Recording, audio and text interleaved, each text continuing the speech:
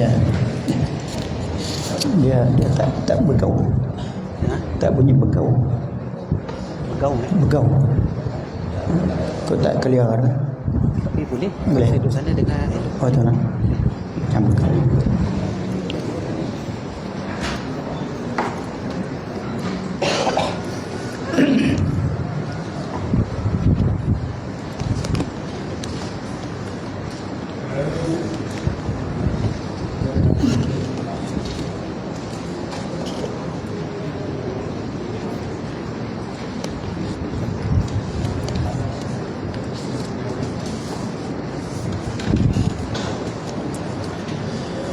Muka surat 16.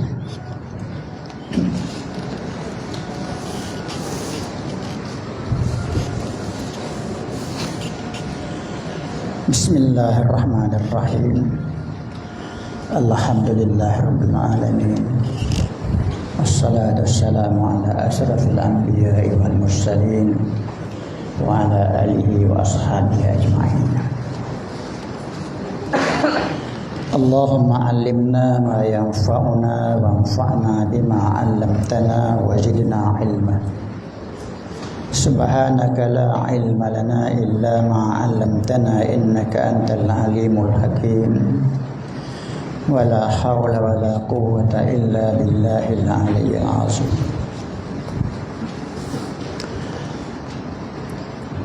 Qala al-muallif rahimahullahu ta'ala wa nafa'ana bihi wa bi'ulumihi fid dharain.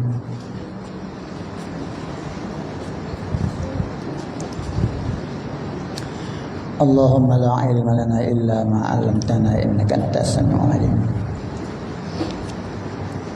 Wa la hawla wa la quwwata illa billahil 'aliyyil 'azim. Qala al-muallif rahimahullah. Kita sambung muka surat 16 penghujung daripada fitnah Dajjal. Habis dah kisah fitnah Dajjal secara ringkas dalam kitab ni. Semoga kita semua selamat daripada fitnah Dajjal.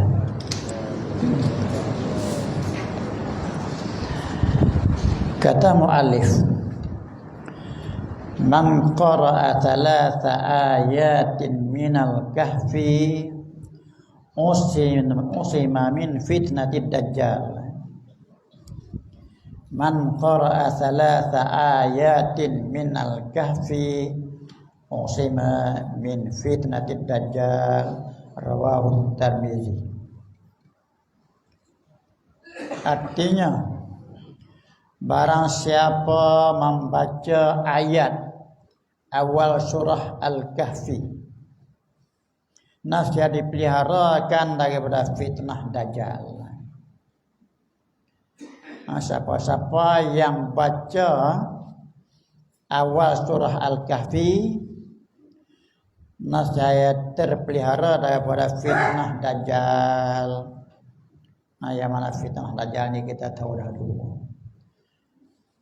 Cukup dahsyat, membuatkan seseorang itu hilang keimanan.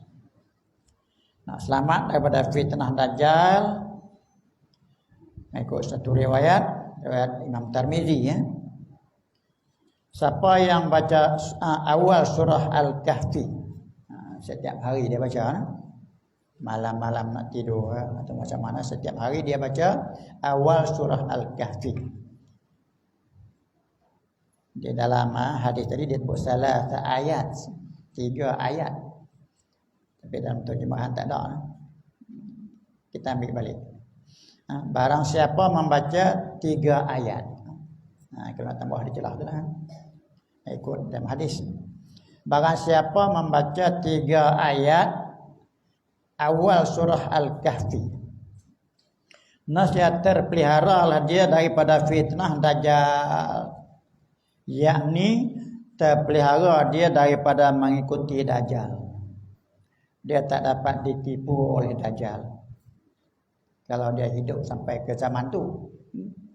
Kalau seseorang itu hidup sampai kepada zaman Dajjal, sedangkan dia selalu mengamalkan awal surah Kahfi, dia akan selamat daripada Dajjal. Dajjal tak boleh nak menipu dia. Dia selamat daripada mengikuti Dajjal dan terpedaya daripada kekeliruannya. Selamat daripada tipuan Dajjal. Kita kalau nak selamat daripada tipuan Dajjal, kalau kita mati sebelum daripada keluar Dajjal, selamat kan? Kita tak tertipu dengan dia. Kalau umur kita tak sampai kepada masa zahirnya Dajjal, kita selamat daripada tipuan Dajjal. Seandainya kita hidup sampai kepada zaman keluarnya Dajjal, kita orang yang selalu membaca awal surah Kahfi, selamat daripada fitnah Dajjal. Dajjal kita tahu lah, tak banyak orang yang nak selamat daripada fitnah Dajjal. Sebab sebelum timbul Dajjal, kemarau lama mana? Lama mana kemarau? 3 tahun. 3 tahun kemarau. Agak-agak 3 tahun kemarau ni air nak ada tak lagi?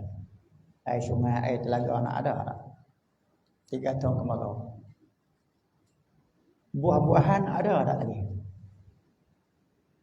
Kalau ada orang simpan beras, simpan padi, nak sampai kan dalam masa 3 tahun.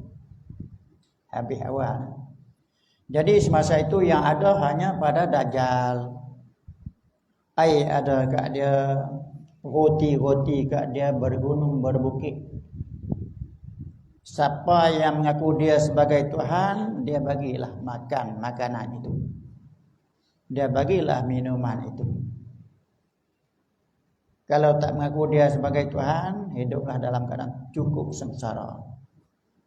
Kalaulah andainya kita umur kita sampai ke masa itu, cukup teruklah kita. Tapi rasanya sekarang kita tak ada sampai ke zaman dia. Wallahu a'lam itu pun. Nak selamat, mengikut hadis yang diriwayatkan oleh Imam Tirmizi, baca 3 ayat daripada awal surah Kahfi. Ingat semua kan? Alhamdulillahilladzi anzala ala abdihil kitaba wa lam yaj'al lahu 'iwaja qayyima satuan. Lindiran membak. Berapa?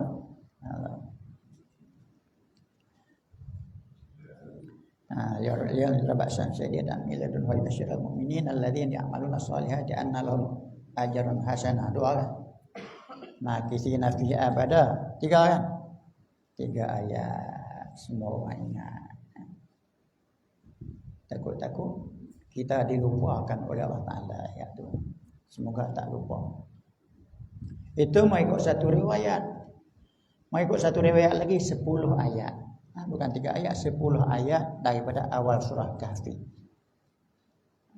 Satu hadis lagi. 10 ayat pada awal surah Kahfi. Sampai kepada wa hayyi lana min amrina rasyada. Sampai ke situ. Bacalah sampai kepada wa hayyi lana min amrina rasyada. Sampai ke situ 10 ayat. Baca tengok. Alhamdulillahilladzi anzala ala abdihil kitaba wa lam yaj'al lahu 'iwaja qayyiman liyundhira ba'san shadidan min ladunhu basyiral mu'minin alladzina ya'maluna as-salihati anna lahum ajran hasanah. Makithina fihi abada wa yunzirul ladzina qalu ittakhadallahu walada ma lahum bihi min ilmin wa la li abaihim kabarat kalimatan takhruju min afwahihim in yaquluna illa kadiba fal'allaka bakhi'un nafsaka ala atharihim in lam yu'minu bihadzal hadithi asafa inna ja'alna ma 'alal ardi zinatan laha linabluhum ayyuhum ahsanu amala inna laja'iluna ma 'alaiha sa'idan jurza am hasibta anna ashabal kahfi war rahim kanu min ayatina 'ajaba idza walfitatu ila al-kahfi qalu rabbana atina min ladunka rahmah wa hayyi lana min amrina rasyada. Sampai gitu 10 ayat. Boleh ingat semua kan?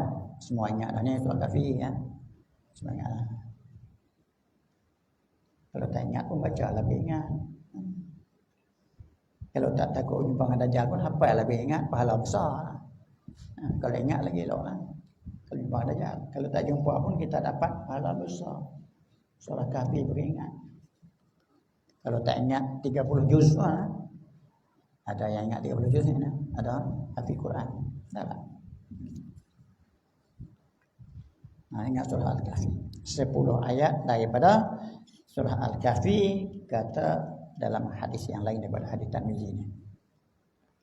Baik. Habis sampai ke sini. Dan sekadar inilah kata Tuan Pengarang. Siapa dia Tuan Pengarang ni? Tuan guru sekolah ni lah ni. Tuan guru sekolah kita ni. Tuan Haji Umar Az-Zuhdi As-Salihi. Tuan Haji Umar. Dia lah pengarang kitab ni. Dan sekadar inilah sahaja kata Tuan Guru kita, hamba susunkan cerita ini, cerita Dajjal. Maka semoga jadi peringatan bagi hamba, bagi Tuan Guru sendiri dan saudara-saudara yang seperti hamba. Orang-orang yang semacam dengan dia. Kalau tak semacam dengan dia pun kita semua kan. Kita semua ni tak semacam dengan dia. Pasal dia Tuan Guru, kita anak murid, ilmu banyak mana sangat nak semacam dia kan. Tapi semoga-moga kita pun dapat terpelihara daripada Dajjal. Semacam mana kehendak Tuan Guru kita. Walhamdulillahirabbil alamin wassalatu wa sallallahu alal kamilil mukammil. Perbetulkan tulisan tu. Wa sallallahu alal kamili al mukammil. Alif lam mim ka mim lam. Ajar betul silap baca tu. Baca al mukallami pula nak bacanya. Silap cetak. Alal kamilil mukammil. Maulana Rasulullah sallallahu alaihi wasallam wa ala alihi wa sahbihi wasallim. Fi kulli lamhatin wa nafasin adada ma wasi'ahu ilmullah. Ini bentuk salawat kepada Nabi yang cukup besar pahalanya. Kita sebut salawat sekali, pahalanya bukan dia 700 kali. Bukan dia 7,000 kali. Tak tahu kita nak kira pahala kita sebut sekali. Tapi dengan salawat ni lah ni. Bukan salawat lainnya. Salawat ni. Wa sallallahu alal kamilil mukammil maulana Rasulillah sallallahu alaihi wa ala alihi wa sahbihi wa sallim fi kulli lamhatin wa nafasin adada ma wasi'ahu ilmullah. Salawat ni berapa gandaan pahalanya Allah Ta'ala lah yang mengetahui. Bukan dia 10, bukan dia 100, bukan 1000. Nak kata 1,000,000 wallahu a'lam. Allah Taala yang mengetahui. Salawat yang ini apa salawat ni? Dia ada kelebihan tak mana tu? Fi kulli lamhatin. Setiap kelip mata kita. Setiap kelip mata kita berkelip, banyak itulah salawat kepada Nabi. Lagi wa nafasin, setiap nafas kita. Nafas kita yang masuk keluar ni banyak mana. Maka sebanyak itulah salawat kita. Dan lagi ada dama wasi'u Allah, sebilang-bilang apa yang diluasi oleh ilmu Allah. Ilmu Allah banyak mana? Sama dengan pasir di pantai. Banyak lagi ya. Jadi ilmu Allah nanti kalaulah laut yang ada hari ini diganda dengan 7 laut lagi. Segala pohon kayu yang ada di atas dunia ni masuk ranting batang dia dijadikan pensel. Lautan 7 kali ganda lagi lautan yang ada dijadikan dakwah. Celup tulis. Nak tulis banyak mana ilmu Allah. Tak cukup air laut yang 7 laut, tak cukup segala batang kayu dahan kayu yang ada di dalam dunia, tak cukup. Maknanya luas ilmu Allah. Banyak yang diketahui oleh Allah Ta'ala. Maka sebanyak itulah kita salawat kepada Nabi. Dengan satu salawat ini gandaannya sebanyak itu. Faham kan?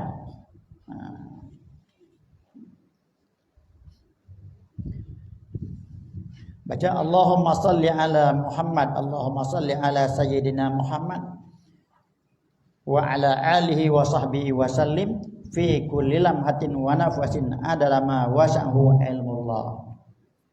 Tuh, tuan guru kita bubuh di dalam kitab dia bentuk salawat yang macam tu. Nah, kita ambil cara ringkas, jangan. Allahumma salli ala Sayyidina Muhammad. Hati ingat kan? Wa ala alihi wa sahbihi wa sallim, ingat kan? Tambah fi kulli lamhatin wa nafasin adana ma wasi'ahu ilmullah. Tambah itu. Untuk mendapat gandaan selawat kepada Nabi. Untung ke selawat kepada Nabi ini, dia mensyafaatkan kita di padang mahsyar.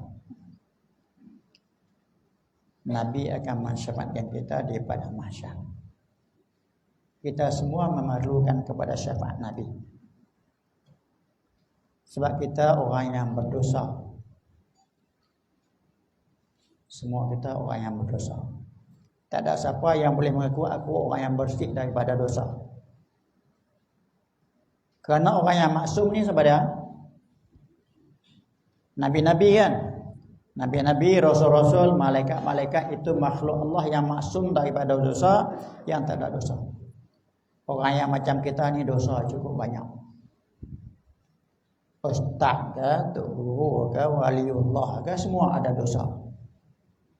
Sebab dia bukan maksum. Cuma ada di antara orang-orang yang berdosa, dia bertaubat daripada dosa, maka dia berarti hilanglah dosa. Dia dapat bertobat daripada dosa. Asalnya dia dosa ada. Semua orang ada dosa kecuali rasul-rasul, nabi-nabi, mereka orang yang maksum. Jadi kita memerlukan sangat kepada syafaat Nabi. Di antara orang-orang yang akan mendapat syafaat Nabi, orang yang selalu bersalawat kepada dia. Salawatlah kepada Nabi. Allahumma salli ala Sayyidina Muhammad wa ala ali Sayyidina Muhammad. Lagi orang yang mendapat syafaat Nabi, orang yang membaca doa selepas daripada azan. Tahu semua kan? Orang azan, setiap kali orang azan kita jawab azan. Macam mana dia azan, dia tentu kita jawab.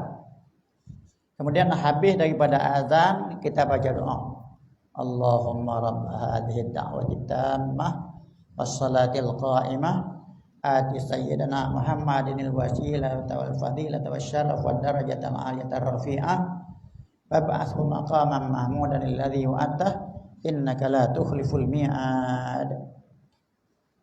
Semuanya kan? Baca doa tu selepas kita jawab azan, Nabi kata dia akan mensyafaatkan orang tu di padang mahsyar nanti, di hari akhirat. Harap kita semua akan mendapat syafaat daripada Nabi kita Muhammad sallallahu alaihi wasallam. Habis cerita tentang Dajjal. Kemudian ada lagi sambung, kita baca jugalah sambung ni bagi habis kitab. Biar untuk kita tulis habis kan.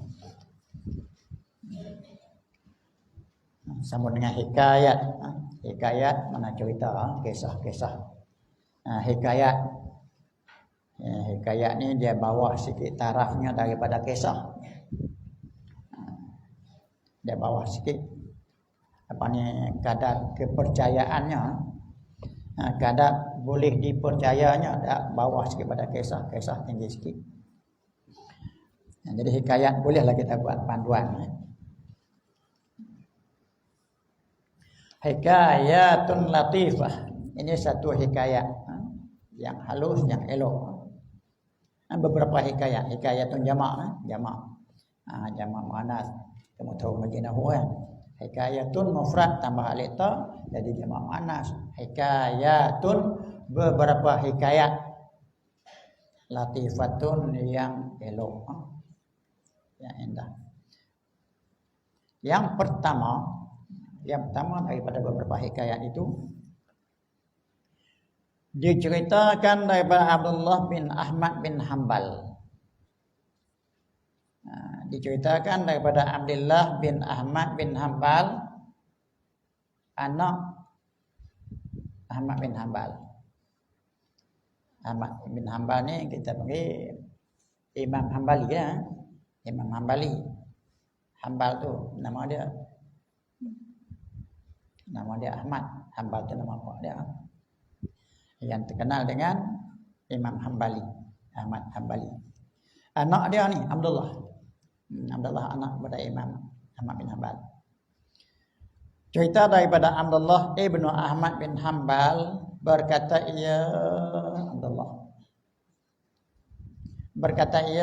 Abdullah bin Ahmad tadi, aku lihat akan bapakku pada ketiduran. Aku lihat akan bapakku pada ketiduran. Mana aku bermimpi. Nampak ayah dia bermimpi nampak ayah dia. Ayah dia Ahmad bin Hanbal ni dah meninggal dah. Kemudian dia bermimpi berjumpa dengan ayah dia. Itu mana nampak dalam tidur. Aku lihatkan akan bapakku Ahmad bin Hanbal pada ketiduran. Dalam tidur aku bermimpi berjumpa dengan ayahku Ahmad bin Hanbal. Maka berkata aku baginya, dia tanya dalam mimpi dah, tanya ayah dia. Apalah memperbuat oleh Allah dengan engkau? Nih, Allah Ta'ala buat macam mana ke ayah sekarang ni? Ayah dia dalam kuburan. Ayah buat macam mana ke Allah buat macam mana ke ayah lah ni? Berkata jawab ayah dia dalam mimpi itu, telah mengampuni ia bagiku. Jawab ayah dia, Allah Ta'ala telah ampunkan dosa-dosaku. Ampunkan dosa. Bermakna ampun dosa ni bermakna orang yang berdosa lah kan. Bermakna Ahmad bin Hanbal pun ada dosa. Dia ada dosa. Sehingga Allah Ta'ala ampun dosa dia. Jadi kalau dia seorang imam mazhab ada dosa, kita ni apa sangat? Dengan dok mengakulah kita orang yang tak ada dosa. Aku sembahyang sunat rajin, baca Quran banyak. Jadi orang yang tawaduk mengaku aku hamba yang berdosa dengan Allah Ta'ala. Ini terang Ahmad bin Hanbal, imam mazhab. Ada kitab karangan dia tempat rojakan, ngikut-ngikut dia. Itu pun dia kata, aku orang yang berdosa, tapi Allah Ta'ala ampun dosaku. Ini yang dia jawab kepada anak dia dalam mimpi.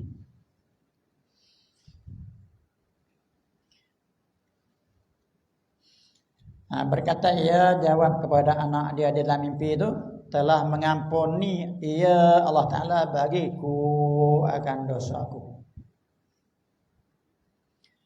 Berkata aku telah datang akan daku oleh Munkar dan Nakir. Tu anak dia ni, ayah dia beritahu kepada anak dia dalam mimpi. Telah datang akan daku oleh Munkar dan Nakir.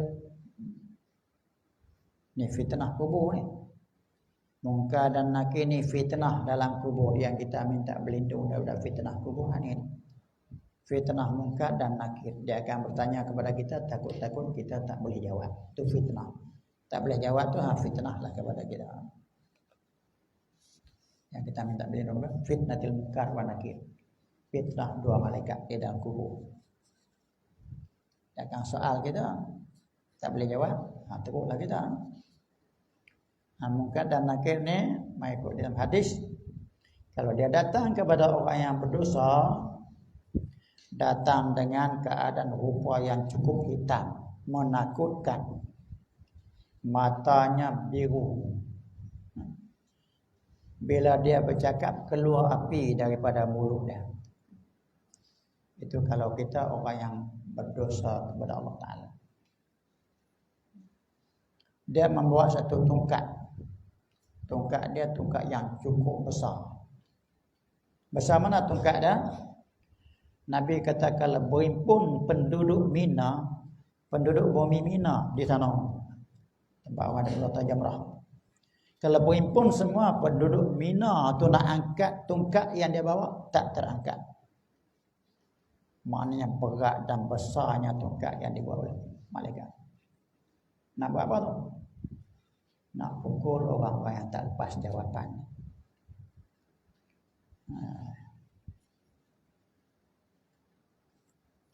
Soalan dia tak payah mana. Kalau soalan ni kita boleh jawab kan. Man rabbuka, siapa Tuhan kamu? Semua boleh jawab, Allah Ta'ala lah Tuhan. Man nabiyuka, siapa nabi kamu? Kita jawab, Muhammad Rasulullah nabiku. Ma imamuka, siapa ikutan kamu? Kita jawab, Quran lah ikutanku. Man ikhwanuka, siapa sahabat-sahabat, saudara-saudara kamu? Semua orang muslimin saudaraku, kita boleh jawab. Ma kiblatuka, apa kiblat kamu? Kita jawab, Kaabah lah kiblat aku. Semua orang boleh jawab. Kita terlepas daripada fitnah mungkar nakir. Boleh jawab? Boleh nah. Boleh. Tambah pula di masa talqin orang tu ajar. Kita yakin kita boleh jawab. Garanti kita boleh jawab. Ya.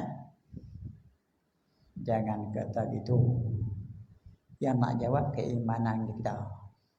Nak jawab amalan kesudahan kita. Amalan akhir kita. Itu yang nak jawab. Bukan lidah kita yang tak ada lainnya nak jawab. Apa pun tak jadi. Apalah tak jadi. Yang nak jawab tu orang yang penting beriman, bertakwa kepada Allah Ta'ala, dia boleh jawab. Jadi fitnah mungkar dan nakir.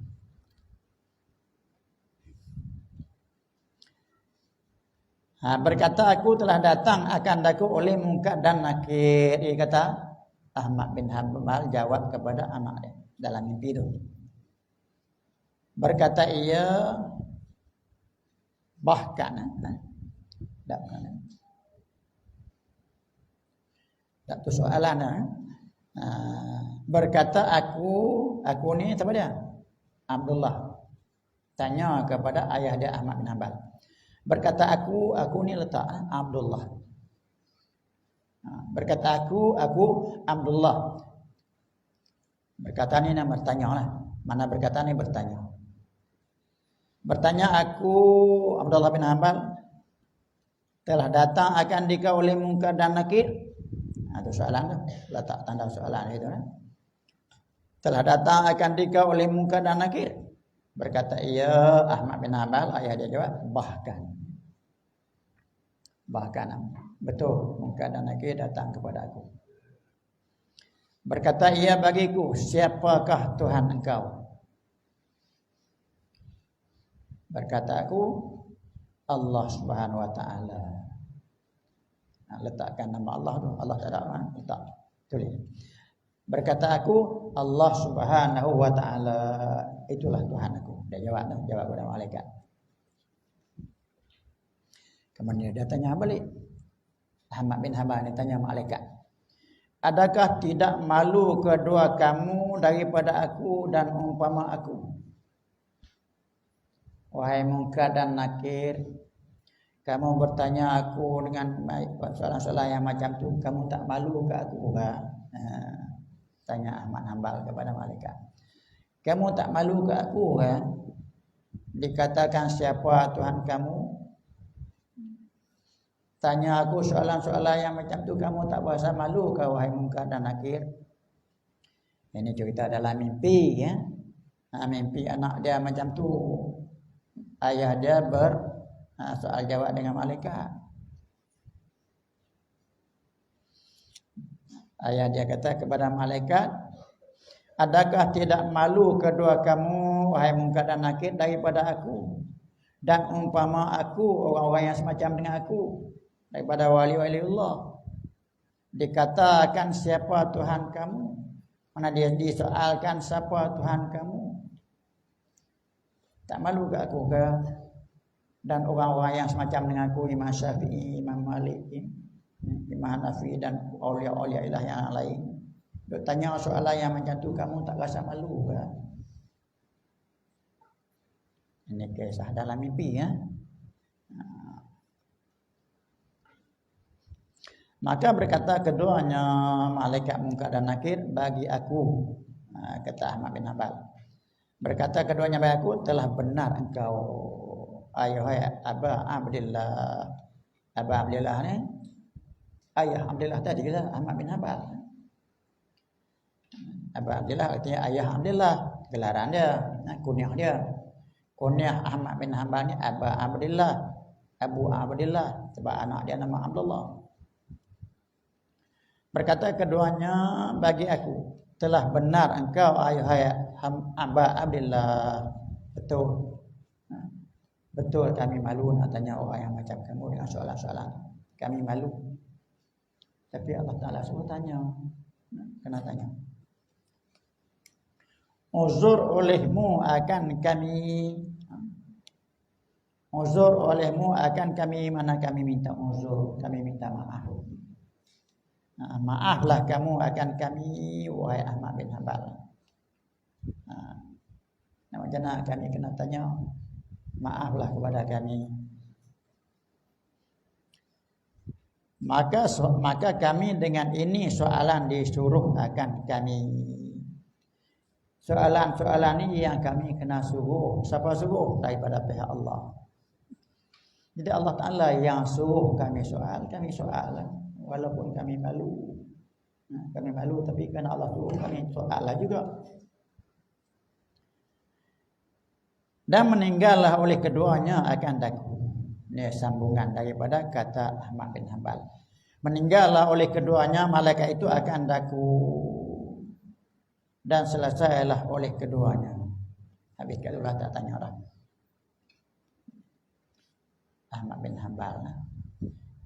Anak dia bermimpi macam tu. Faham tak soalan ni? Kisah ni faham tak? Faham tak? Anak dia mimpi. Alhamdulillah. Orang alim juga. Orang alim yang bermimpi. Bukan dia orang jahil bermimpi. Kalau orang jahil bermimpi daripada syaitan. Kalau orang alim bermimpi ni lain lah. Kita nak kata betul sekata waktu tu tak boleh lah. Tapi kemungkinan apa yang berlaku di antara Ahmad bin Hanbal dengan dua malaikat. Jadi kisah ni kita dapat faham apa dia. Mengikut hikayahnya apa yang kita dapat faham. Kedudukan Ahmad bin Hanbal di sisi Allah Ta'ala. Dia seorang waliullah. Dia seorang yang berkhidmat kepada ilmu Allah. Sehingga dia menjadi imam mazhab. Meninggalkan sebuah kitab yang cukup besar menjadi rojakan ulama-ulama kemudian. Musnad. Kitabnya dia yang beri nama Musnad. Musnad Ahmad bin Hanbal, semua orang tahu lah. Itu jasa dia kepada umat sebagai warisan Nabi. Berkhidmat dengan ilmu Allah Ta'ala. Itu dapat kita simpulkan. Kesimpulannya, orang-orang yang berkhidmat kepada ilmu Allah dengan ikhlas, dia orang yang dikasihi oleh Allah Ta'ala, yang lepas daripada fitnah kubur.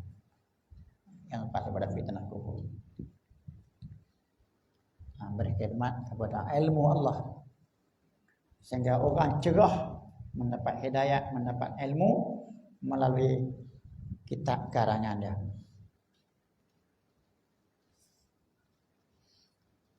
Kita ni sekadar nak baca karangan orang lah. Karangan kita tak tahu.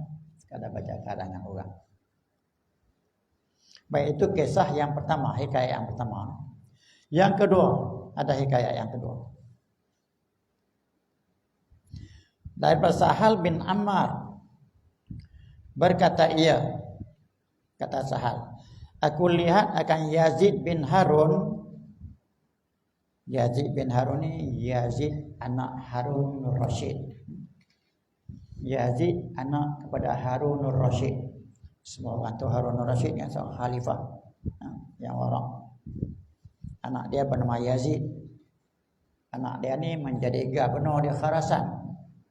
Yazid dilantik oleh ayah dia menjadi gubernur di Khurasan. Yazid pada tahun 193 Hijrah. Berkata ia Sahal bin Ammar, aku lihat akan Yazid bin Harun Rashid pada ketiduran, dalam tidur, dalam mimpi juga. Sahal bin Ammar ini bermimpi dia berjumpa dengan Yazid, seorang gubernur di Khurasan. Kemudian daripada matinya setelah Yazid meninggal dunia, maka berkata aku, Sahal berkata kepada Yazid, apakah memperbuat oleh Allah dengan engkau? Apakah balasan Allah kepada kamu? Berkata ia, Yazid bin Harun jawab, ini dalam mimpi ya. Datanglah akan daku pada kuburku oleh dua malaikat, Munkar dan Nakir. Yang kasar keduanya, yang langkar bahasanya bahasa keras, bahasa kasar, bahasa orang marah. Maka berkata ia bagiku, siapa Tuhan kamu dan apakah agama kamu dan siapakah nabi kamu? Itu berdua malaikat tanya Yazid bin Harun.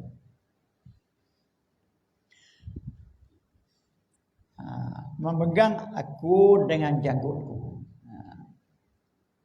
Dia pun pegang janggut. Dia pegang janggut dia sendirilah, Yazid bin Harun ni. Sambil dia pegang dan berkata aku, kata Yazid, berkata kepada dua malaikat. Tambahlah satu tulis. Berkata aku, yang ini berkata bagi kedua malaikat. Aku berkata kepada dua malaikat itu. Kata ini mana soal? Berkata aku itu soal. Aku menyoal dua malaikat. Malaikat tanya dia tanya malaikat balik.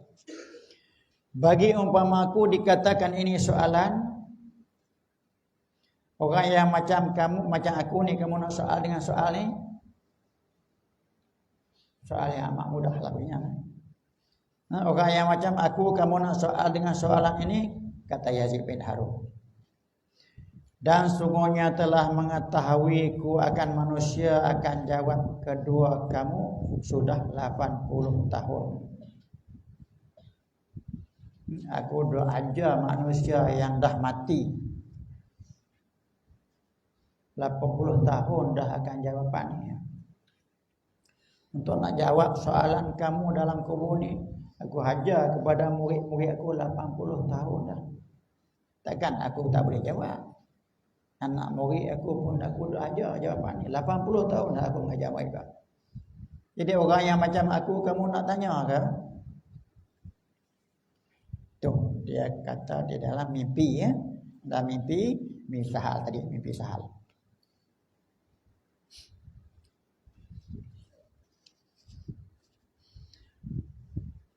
Maka pergilah keduanya.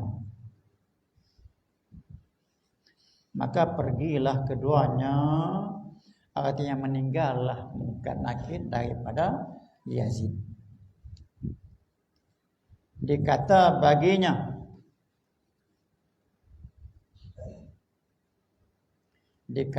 baginya mana orang tanya kepada Yazid. Orang tanya kepada Yazid. Dan apakah kemudian daripada demikian itu? Lepas itu apa dia pula? Berkata ya Yazid, dan tidak adalah daripada yang mulia itu melainkan benda yang mulia. Maknanya yang dapat kemuliaan kerana dia melakukan amalan-amalan yang mulia. Seseorang yang nak mendapat kemuliaan dengan dia mengamalkan, melakukan, mengerjakan amalan-amalan yang mulia. Siapa yang buat kerja dengan kerja-kerja yang mulia dia akan mendapat kemuliaan. Itu maksudnya. Jadi fahamlah bahawa Yazid ni dia buat kerja mulia masa dia menjadi gubernur. Kerja-kerja yang mulia.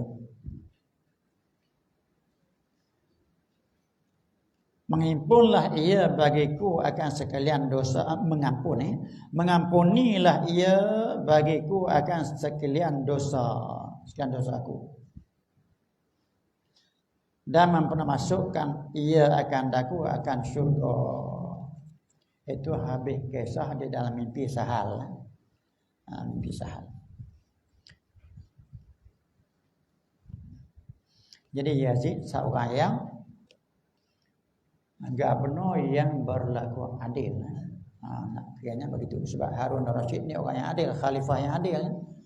Jadi dia pun adil macam ayah dia dalam memerintah kepada orang yang di bawah pemerintahan dia. Dan pemerintah yang adil ni Nabi ada sebut dalam satu hadis. Pemerintah yang adil. Sabda Nabi, sab'atun yuzalliluhumullahu yaumal qiyamati yauma la zilla illa dhilluh. 7 jenis manusia, 7 golongan manusia yang boleh berteduh di bawah teduhan aras di pada masa itu.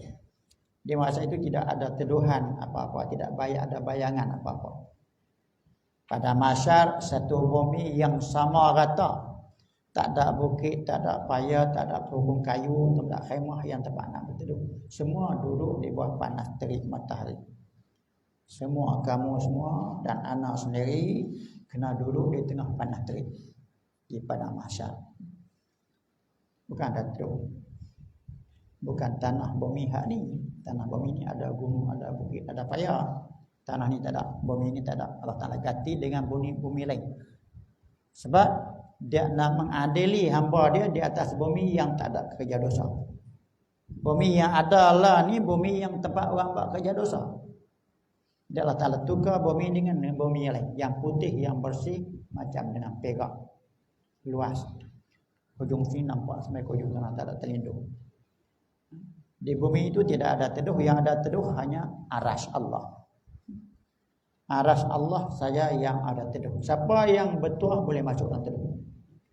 Tuhan aras. 7 golongan yang bertuah mendapat naungan di bawah naungan aras itu. Bisa dengar hadis itu? 7 golongan yang mendapat berteduh di bawah teduhan aras.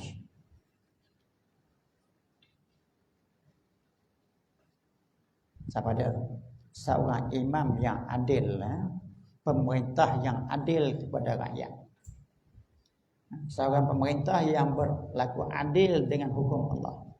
Menghukum dengan hukum Allah. Adil kepada rakyat. Raja mana pun, pemerintah mana pun, di zaman mana pun, dia akan boleh berteduh di bawah teduhan aras. Mungkinlah Yazid bin Rashid ini masuk dalam golongan itu. Lepas daripada azab kubur. Lepas daripada fitnah kubur. Lagi siapa lagi? Nak bilang ni mungkin tak teratur dalam hati ikut cara hadis. Nak bilang orang yang selalu ingat kepada masjid, hatinya selalu ingat kepada masjid, mana ingat kepada surau, ingat kepada madrasah tempat berjemaah. Dia ingat habis sembahyang zuhur balik ke rumah, dia ingat asar saat lagi nak pergi jemaah pula. Siap sembahyang asar, balik ke rumah, maghrib lagi hati dia dah ingat nak pergi jemaah maghrib pula. Lepas maghrib, hati dia ingat nak berjemaah isya pula. Habis sembahyang isya, balik ke rumah, dia ingat di hati dia besok pagi nak pergi jemaah subuh pula. Macam itulah keadaan dia. Qalbuhu mu'allakun bil masajid. Rajulun qalbuhu mu'allakun bil masajid. Orangnya hatinya bergantung dengan masjid. Dia ingat nak pergi jemaah. Samalah surau, samalah madrasah, samalah. Jadi dia juga orang yang berkeuntungan dapat duduk di bawah naungan aras. Lagi siapa dia? Seorang yang bersedekah bersedekah, menderma dengan betul-betul ikhlas. Tak diketahui oleh siapa-siapa. Yang mengetahuinya Allah dan malaikat. Allah dan malaikat saja yang mengetahui di atas sedekah. Ikhlas sungguh. Tak ada tunjuk ke siapa-siapa. Walaupun sikit yang dia sedekah, tapi ikhlas. Orang ada sikit, sedekah sikit lah. Orang yang banyak, sedekah banyak. Ikhlas. Tak panggil orang ambil gambar. Nak sedekah panggil orang ambil gambar. Itu apa makna? Seorang yang bersedekah, tangan kanannya, tangan kiri pun tak tahu. Siapa yang dia sedekah oleh tangan kanan, dia keluar sedekah. Tangan kiri dia tak tahu. Isyarat kata sembunyi sungguh. Kinayah daripada sembunyi sungguh. Tak ada siapa tahu sedekah dia. Sedekah yang tersembunyi. Nak ikhlaskan kepada Allah Ta'ala. Dia juga mendapat naungan arasnya. Atau ada kisah orang-orang dulu yang nak dapat bahagia ni, dia nak sedekah kepada seseorang, dia buat macam mana? Cerita. Dia nak sedekah kepada seseorang yang susah. Dia ikat benda yang sedekah tu di ekor serban kawan tu. Dia pakai serban, bukan pakai lah dilitnya, dia sebai kat bawah. Kemudian dia ikat senyap-senyap di serban kawan tu. Yang dia nak sedekah duit, kat dinar, kat dirham, kat ringgit kan. Ikat, diam-diam tak ada siapa tahu. Sehingga orang yang terima sedekah pun tak tahu. Dia balik-balik tengok, di serban dia ada ikatan buka-buka. Oh, rupanya duit. Siapa sedekah tak tahu. Orang sedekah secara sulit, rahsia, siapa pun tak tahu. Dia orang yang mendapat habuan, duduk di bangun aras. Lagi siapa? Seorang muda yang dihajak berjahat oleh seorang wanita. Seorang wanita yang cantik, lawa, anak orang kenamaan, berpangkat pula. Anak orang yang kenamaan. Hajak dia berjahat. Hajak seorang muda tu buat kerja jahat tak senonoh, buat fahisyah dengan dia. Tahu kan? Kemudian jawab dia, inni akhafullah rabbal alamin. Aku takut akan Allah. Aku takut akan Allah. Aku tak mau buat kerja tu, aku takut akan Allah. Ni, segala apa yang diingini oleh kebanyakan orang ada di depan dia. Dia pun orang yang ada nafsu. Tapi dia tolak kerana takut kepada Allah Ta'ala. Dia di antara orang yang dapat duduk di bawah naungan aras. Siapa lagi? Yang kelima pun seorang yang takut kepada Allah Ta'ala, berzikir, ingat kepada Allah Ta'ala, seorang diri dia di tengah-tengah malam meleleh air mata. Meleleh air matanya kerana takut kepada Allah, mengenangkan apa yang dia akan temu di akhirat nanti. Mengenangkan apa-apa yang dia akan menemui di hadapan dia setelah dia mati. Sehingga dia meleleh air mata, mengenang air mata kerana takut kepada Allah Ta'ala. Orang yang macam tu mendapat naungan aras. Lagi siapa lagi? Dua orang yang berkawan rapat. Kawan rapat. Dia berpisah, bertemu kerana Allah, berjumpa kerana Allah. Bertemu dengan kawan dia kerana Allah, bukan kerana lain. Bukan kerana dia orang rajin belanja, bukan kerana dia orang kaya, bukan dia kerana orang berpangkat. Bukan kerana itu ni. Kerana Allah suruh berbaik dengan kawan-kawan. Bertemu dengan kawan dia kerana Allah, berpisah pun kerana Allah. Kerana Allah. Allah suruh bersaudara sesama muslimin, maka dia bersaudara kerana Allah. Tak ada kerana keduniaan. Ada orang berkawan kerana keduniaan, baik kerana dunia. Pasal dia orang yang pemurah, pasal dia orang kaya, sebab dia orang yang ada pangkat, ada jawatan, boleh kita tumpang dia. Bukan kerana itu semua, kerana Allah. Dia juga dapat duduk di bawah naungan arsy. Jadi yang kita nak ambil di sini Yazid. Tentang Yazid ini dia lepas daripada siksaan kubur, daripada soal munkar dan nakir, kerana dia seorang gubernur yang adil. InsyaAllah. Yang ketiga, kita berhenti dekat tu. Berhenti dulu lah, kita sambung lain kali. Dan insyaAllah. Wallahu alam. Jadi kita dapat kelebihannya, manfaat daripada kisah ini. Yang pertama, jadilah kamu di antara orang yang berkhidmat kepada ilmu. Berkhidmat kepada ilmu sekadar yang boleh. Menuntut ilmu, kemudian berkhidmat kepada ilmu Allah dengan ikhlas. Kemudian kalau kamu ditakdirkan menjadi orang yang nak menjatuh hukum di antara orang yang berkelahi, hukumlah dengan cara yang adil. Buat keputusan yang adil. Jangan ingat ini kawan aku, itu bukan kawan aku. Aku menyembelihi kawan aku. Tak mau macam tu. Ini adik-beradik aku, itu tidak ada sangkut dengan aku. Maka yang belah adik-beradik kita bela, itu tak adil. Buatlah dengan secara adil. Kalau kamu nak damai di antara orang yang berkelahi, bukan jadi pemerintah dia adil. Kita pun boleh berlaku adil.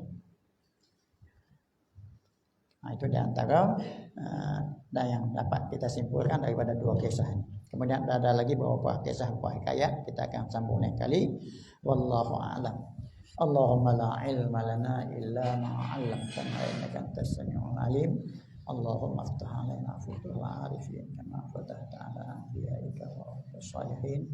Allahumma arinal haqqa haqqan warzuqna ittiba'ah wa arinal batila batilan warzuqna ijtinabah. Allahumma ja'alna minal ladzina yastami'una al-qawla fayattabi'una ahsanah. Rabbana atina fid dunya hasanah wa fil akhirati hasanah wa qina adzaban nar. Wa sallallahu wasallam ala sayyidina Muhammad wa ala alihi washabbihi ajma'in. Alhamdulillah rabbil alamin.